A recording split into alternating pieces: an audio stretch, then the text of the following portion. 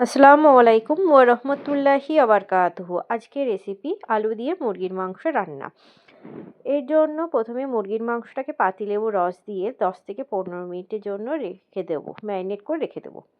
Marinate হয়ে গেলে এটাকে ধুয়ে বেসিক মশলা দিয়ে ম্যারিনেট করে রেখে দেবো মোটামুটি 20 থেকে 25 মিনিট।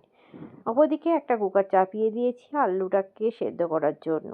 আলুটা কিভাবে কেটেছি দেখলেই বুঝতে পারছেন। দিয়ে দেবো পরিমাণ মতন জল, স্বাদ মতো লবণ এবং পরিমাণ মতন হলুদ দিয়ে এটাকে সেদ্ধ করে নেব। আচ্ছা, এখানে আমি বলে দিই মুরগি ম্যারিনেশনের জন্য আমি এখানে কী কী ব্যবহার করেছি। এখানে একটা পেস্ট ব্যবহার করেছি যেটা আপনাদের সঙ্গে আমি শেয়ার করছি। বেশি কিছু না, আদা, রসুন আর কাঁচা লঙ্কার পেস্ট। তবে মনে রাখবেন মুরগির মাংসতে আদা কম যাবে, রসুনটা বেশি। এটা একটা পেস্ট রেডি করে নেব।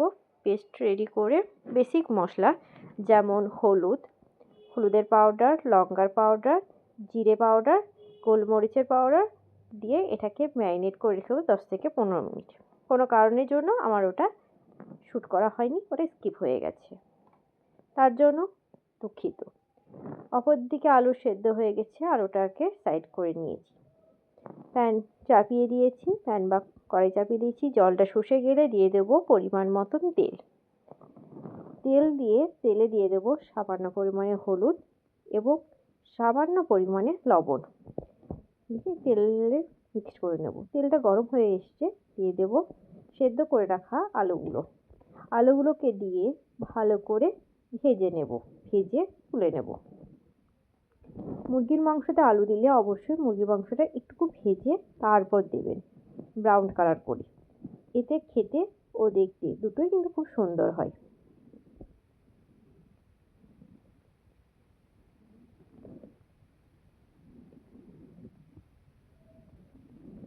আলুগুলো দেখলেই বুঝতে পারছেন কীরকম ভাজা হয়েছে।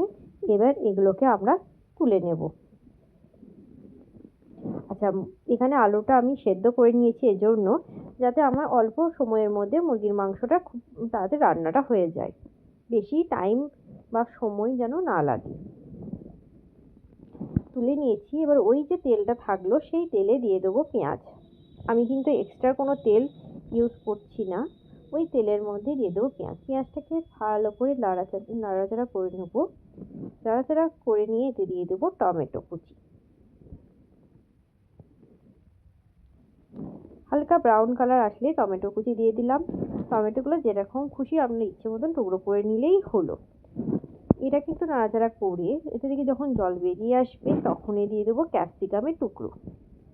আচ্ছা, এখানে মনে রাখবেন টমেটো যখন ইউজ করবেন যতক্ষণ আর জল বেরিয়ে আসবে না ততক্ষণ অবধি কিন্তু এতে কোনো রকম জল ইউজ করবেন না বা কোনো রকম মশলা ইউজ করবেন না, তাহলে এর যে কাঁচা গন্ধটা থাকে সেটা থেকে যাবে।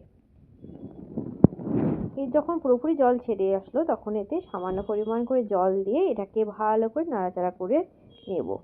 এটা তাড়াতাড়ি কুক হওয়ার জন্য সামান্য পরিমাণ লবণ দিয়ে এটাকে ঢাকা দিয়ে দেবো, যাতে খুব তাড়াতাড়ি ক্যাপসিকাম আর টমেটোর সমস্ত কিছু একসাথে কুক হয়ে যায়। দেখুন কালারটা কতটা সুন্দর এসে গেছে। এবার দিয়ে দেবো এর উপরে ম্যারিনেট করে রাখা মুরগির মাংসটাকে।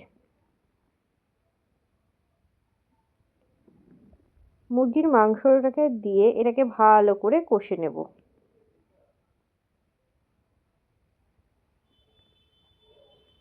দেখুন মুরগির মাংস দিতে দিতে এটা একটা আলাদাই কালার চলে আসলো। একটু কষিয়ে নিতে এর উপর থেকে দিয়ে দেবো ভেজে রাখা আলুগুলোকে, দিয়ে কষিয়ে নেব, বেশ কিছুক্ষণ ধরে কষিয়ে নেব। আচ্ছা, এখানে আপনাদেরকে একটা রেসিপি শেয়ার করি, রেসিপি ট্রিক্স। যদি আপনাদের কাছে গরম মশলা না থাকে, এখানে আমি একটু গরম মশলা ব্যবহার করব, তবে যদি আপনাদের কাছে গরম মশলা না থাকে সেই ক্ষেত্রে আপনারা এখানে জিরে এবং গোলমরিচের যে পাউডারটা হয় সেটাকে একটু পরিমাণ মতন ব্যবহার করবেন, তাহলেই দেখবেন খুব সুন্দর ফ্লেভারটা আসছে। অথবা আপনারা দারুচিনির একটা ছোট টুকরো, কয়েকটা এলাচ, 2 থেকে 3টে এলাচ এবং বেশ কিছুটা গোলমরিচ, বেশ কয়েকটা লবঙ্গকে ভালো করে পেস্ট করে নেবেন বা বেটে নেবেন। বেটে গরম মশলার জায়গাতে আপনারা ইউজ করতে পারেন যদি আপনাদের কাছে কোনো কারণবশত গরম মশলা না থাকে। আমি এখানে 1/2 চামচ মতন গরম মশলা দিয়ে দিলাম, দিয়ে এটাকে একটুকু নাড়াচাড়া করে নেব বা কষিয়ে নেব। এবার ওপর থেকে দিয়ে দিলাম 1 চামচ মতন এলাচের পাউডার। এলাচ পাউডার দিয়ে এটাকে ভালো করে কষিয়ে নিলাম। আপনারা যারা এলাচের পাউডার ব্যবহার করেন তারা গোটা এলাচও দিতে পারেন, কোনো অসুবিধা নেই। এলাচে কি হয়, সেন্টটা এবং ফ্লেভারটা দুটোই কিন্তু খুবই সুন্দর আসে। এরপর বেশ কিছুক্ষণ ধরে কষিয়ে নেব। মাংস যতটা আপনি কষাতে পারবেন ঠিক ততটাই কিন্তু খেতে এবং দেখতে দুটোই কিন্তু ভালো হয়। অল্প অল্প করে জল দেবো, কষাতে লাগবো। মাঝে মধ্যে একটু ঢাকা দেবো যাতে এটা প্রপারলি কুক হয়ে যায়। আবার 10-15 মিনিট পর ঢাকা খুলে আবার একটু নাড়াচাড়া করে নেব। তাহলেই হয়ে যাবে আমাদের মুরগির মাংসের রেসিপি, আলু দিয়ে মুরগির মাংস রান্নাটা। এটা হয়ে এসছে, ওপর থেকে ধনেপাতা কুচি দিয়ে এটাকে পরিবেশন করব। একটু ফুটিয়ে নেব, ফুটিয়ে এটাকে পরিবেশন করব। আলু দিয়ে মুরগির মাংস রান্না। আজকের রেসিপিটা যদি আপনাদের ভালো লেগে থাকে অবশ্যই লাইক, কমেন্ট, শেয়ার এবং চ্যানেলটিকে সাবস্ক্রাইব করতে ভুলবেন না। এই রান্নাটা হতে পারে খুবই সিম্পল, বাট এটা একটু ইউনিকভাবে করা হয়েছে, তাই অবশ্যই বাড়িতে একবার হলেও ট্রাই করে দেখবেন আলু দিয়ে মুরগির মাংস রান্না।